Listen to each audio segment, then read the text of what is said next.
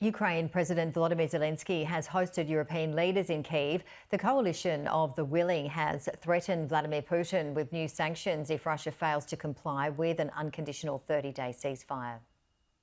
It is now a well-travelled road, but today the leaders of not just Britain and France, but Poland and Germany were here together in Kyiv.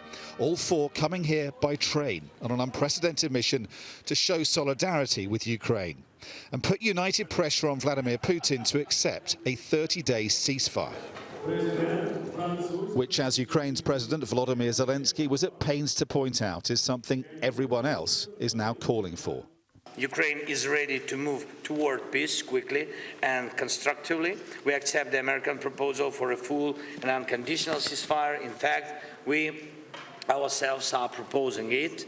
Russia, as of now, is rejecting even that, even a ceasefire, and if they refuse something as basic as that, it means they don't want to end the war at all. The meeting was partly a riposte to this, Vladimir Putin's gathering of more than 20 leaders in Moscow this week for Russian World War II events.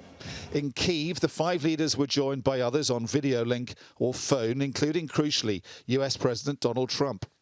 Britain's Prime Minister Sir Keir Starmer said this was the moment of truth for Russia's leader. And so all of us here, together with the US, are calling Putin out.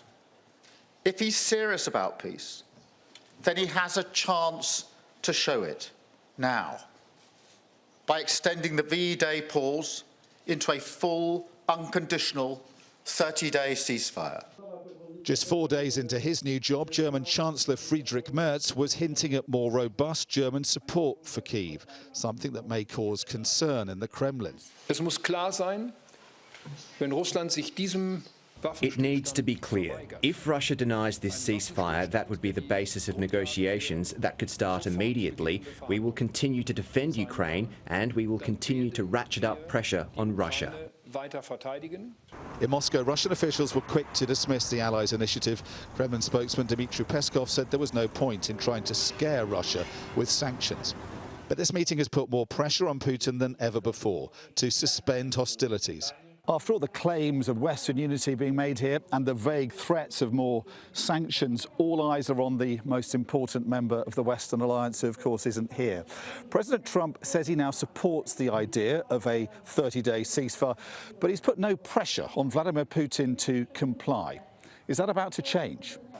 Whether or not a ceasefire is agreed, this is as much about persuading Donald Trump he must finally act to force Vladimir Putin to the negotiating table and work towards ending this war. Dominic Waghorn, Sky News in Kyiv.